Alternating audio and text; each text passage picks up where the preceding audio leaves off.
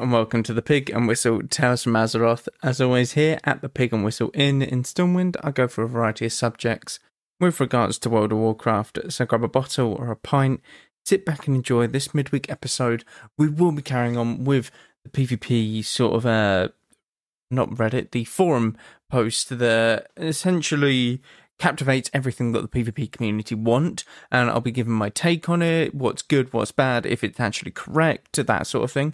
And this is the main reason for doing this, is because it needs more sort of credibility and it needs to get out there a lot more, because it's really rough for PvP in terms of the MMR system, the way that it works. It is very outdated and it needs to be looked at in many different ways, and yeah, this post essentially goes over it.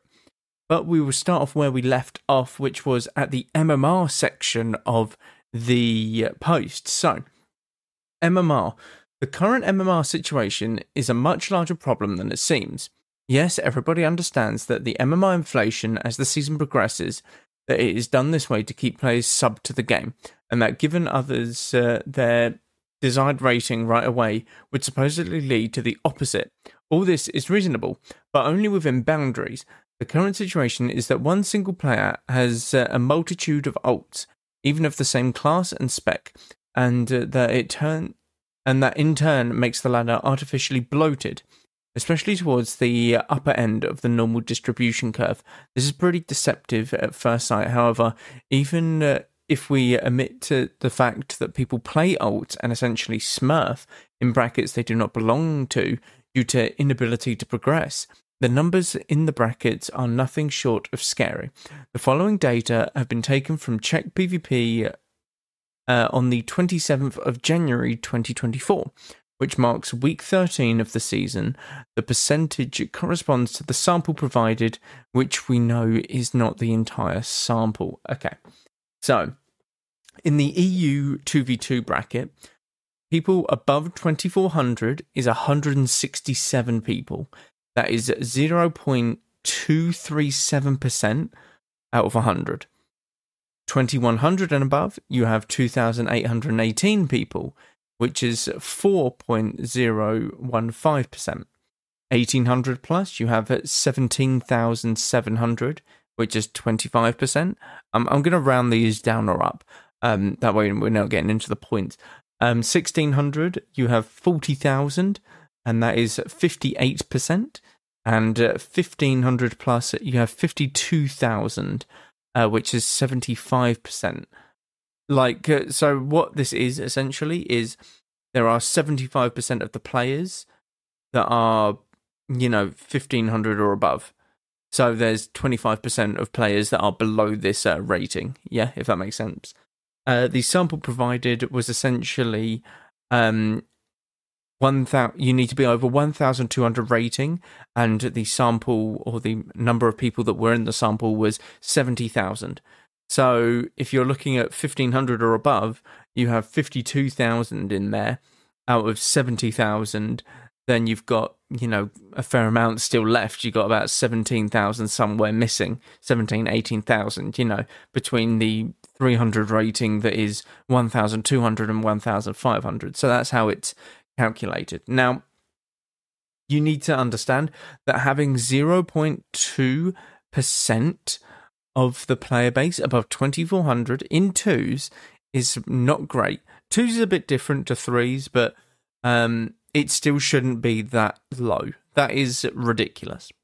In 3v3 EU, we have 2,400 plus, and you have 562 people in that. That is 1.5% of EU. 2,100 and above, you have 2,800, and that is 7.5%. Now, I am part of that 7.5%. You can really feel that there is no one up there, because we play the exact same teams the entire time. We play against Mage Lock, we play against the Fist Weavers, we play against, caster teams. But essentially, when we log on and do our games, we are against the same 4 teams and just on rotation. And then maybe as it gets later and later, it's only the same 2 teams, that kind of deal. It's not great. 1800 plus, you have 10,000, which is 27%. 1600 plus, you have 20,000, 56%. 1500 and above, you have 27,000, which is 75%. And again, the sample provided was above 1.2k rating, and there was 37,000 in the sample size. But the thing is, I'm part of that sample size, I think 3 or 4 times. So I have my paladin that is 2100. I have my monk, which is 2k. I have my warlock, which is 2100, and I have my boomkin, which is 2100. So I am 4 of them 2,786 people in EU that are above that. I'm 4 of them. That's not okay, because it can't distinguish like who's on what account on these sort of servers. So it just takes it via that method, if that makes sense. So it is a bit ridiculous how deflated all of this is. It is absolutely crazy to think. So keep in mind, these numbers do not account for alt characters, like it says in the posts, nor are they taken from an entire sample of what the player base is. Only from the like 1.2k and above it's taken from. While not providing the entire sample can be deceptive at first, it still paints a very clear picture of what currently is happening at the top of the ladder. Let's move on to consequences. Okay, so this is part of the same sort of subheading, which is MMR. So I'm gonna let him do his thing, but essentially it's ridiculous, because it allows people to not play the game until the very last week of the season and then rush everything that they need to, because there is no incentive to play. You may as well just sub for that 1 week at the end of the season, play and then leave. There's no incentive. Overwatch, there was an incentive to play every week because you had a chance to always go up in your rating when it was 1 to 5,000. And even if you're rank 1 in the world at, 4,500 rating, you could, in theoretically, push even more. You really could. Now, obviously, there's going to be diminishing returns for if you win your games, because someone's not going to be as high a rating as you, but you can still go up in your rating, and it is possible. Now, I think in Overwatch, there was only one person who ever made it to 5,000 rating, and that was like the very first season that rating system came out, and then they altered it slightly so that it was almost impossible to get up there. But you still could gain rating, even if you were rank 1. Obviously not at a same speed of what other people could, but you still could. And I think that's still the MMR system that they should go to, in my honest opinion. So consequences. Achievements equal unreachable. For these numbers, we can draw the following conclusions. It's very likely that reaching elite in any bracket means you need to be performing better than 99% of the entire PvP player base. Elite is 2,400 plus. So 1.5% of people in 3v3 EU have that, and 0.2% in 2v2 have that. That's how crazy it is. This begs the question, why are the achievements still connected? If the MMR discrepancy is this drastical, if you want to advocate for 3v3 formats being harder than 2v2, why share the achievements? And if you wish to advocate for shared achievements, why the disparity? Why not have percent-based achievements that would count, let's say, from week 3, instead of having a concrete numerical milestone that are not adaptable with participation, which in turn needs to be manually adjusted, with the exception of rank 1s. E.g., if you establish Duelist as a top 10, you would get Duelist reward if at any one point starting on week 3, you hit the top 10% of the participation pool. On top of that, while I lack personal experience in the bracket myself, the RBGs in both EU and NA have rank 1 cutoffs below 2.4k, which is the final baseline cornerstone.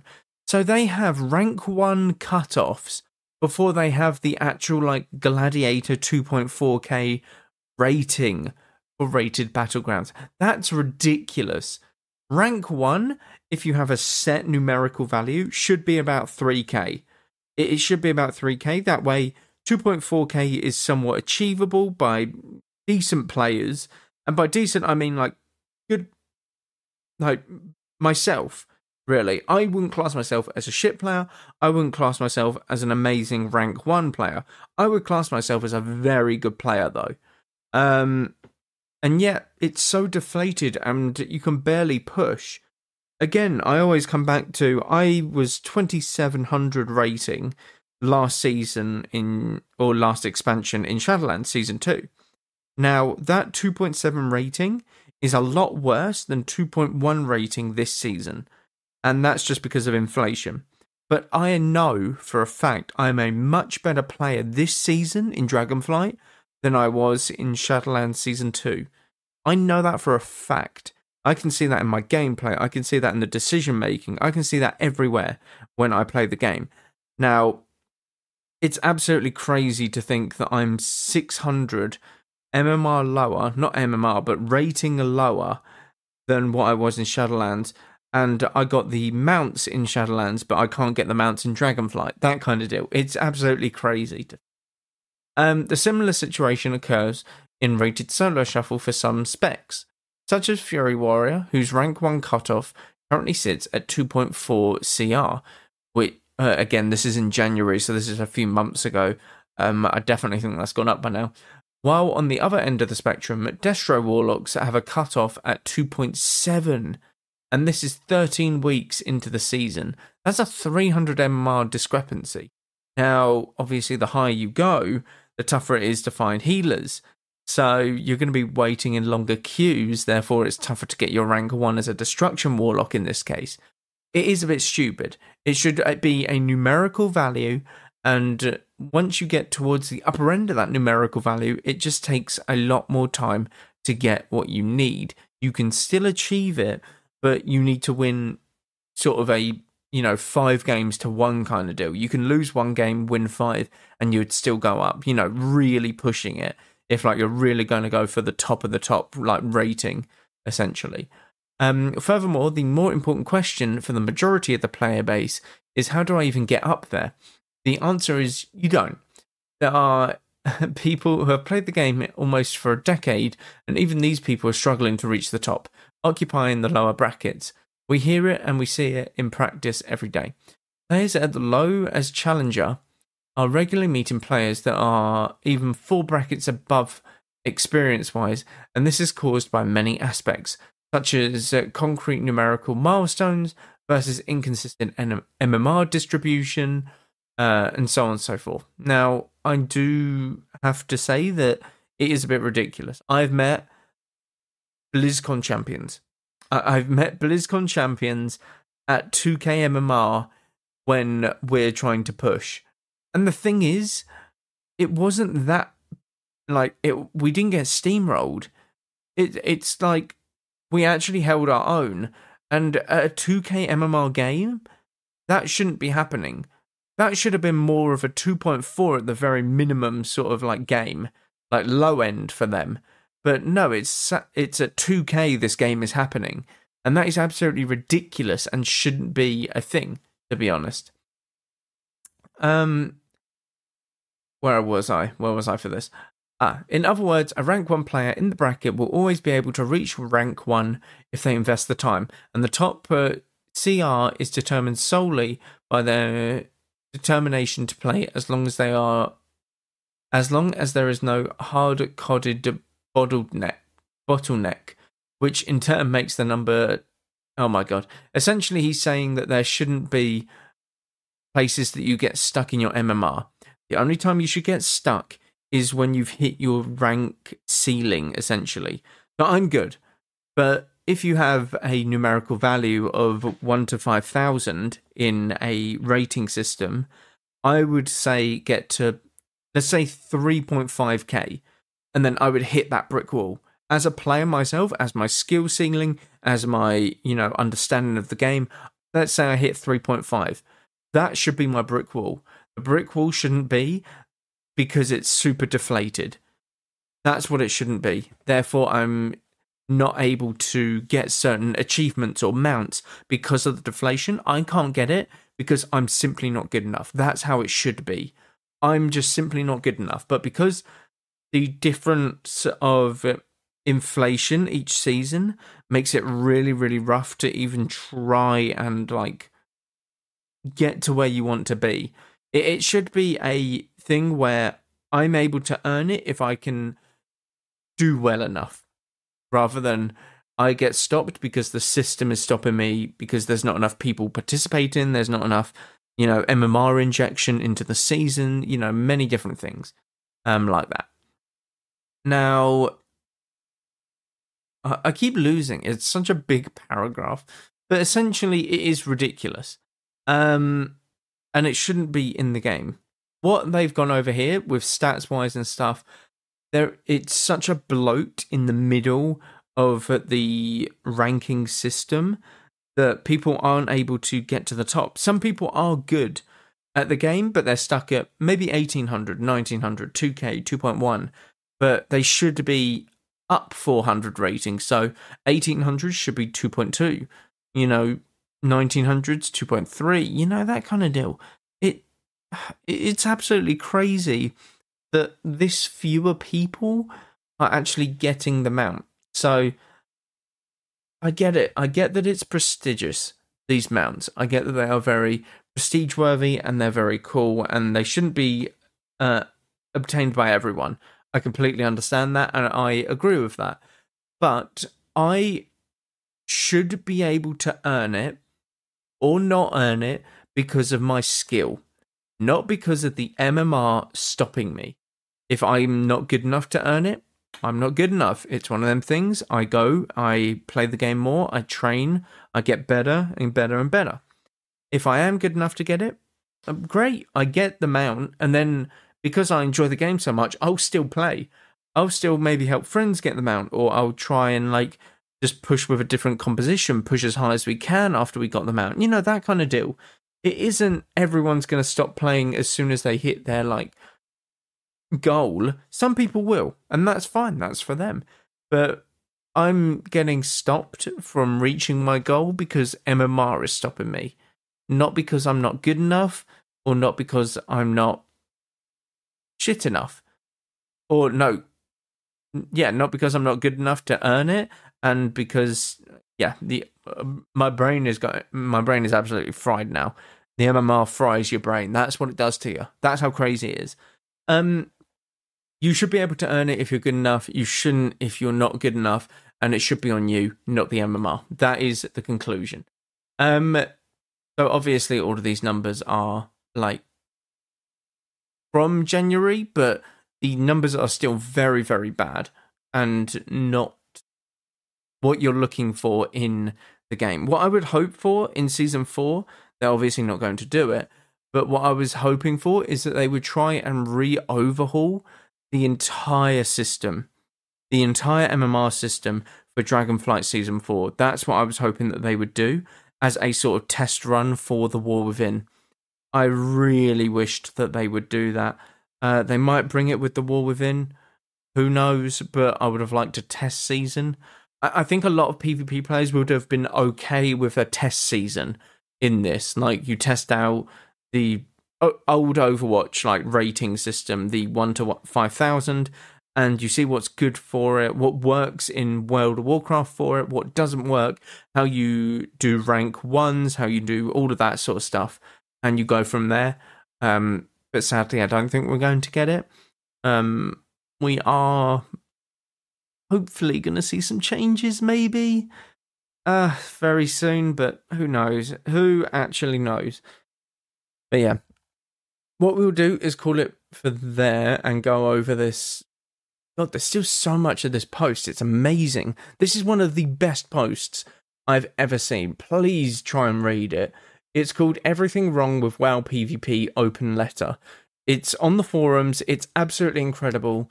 And it's definitely something that people need to look at and have a look through.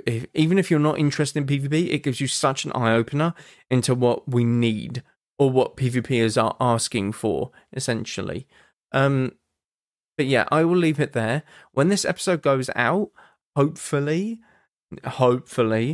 we should be seeing a War Within Alpha, because next week is the end of Season 4, or Season 3, and the War Within Alpha is meant to be out before Season 4, so a week from now. Well, as of this episode airing. So I'm really hoping that when this goes out, there is a War Within Alpha out, and we all get to see some hero talents, we get to see what this can essentially do, this expansion, where it's at, like in terms of its how much it's been complete, what needs doing, what needs to be fixed, all the bugs. Or the bugs are the best part about alphas, by the way, by far, easily the best part. But yeah, once again, I'll leave it there. Thank you all very much for listening. Do check out all of the socials down below. Constant stuff happening over there. Thank you all very much once again, and go with Valor, friend. Goodbye all.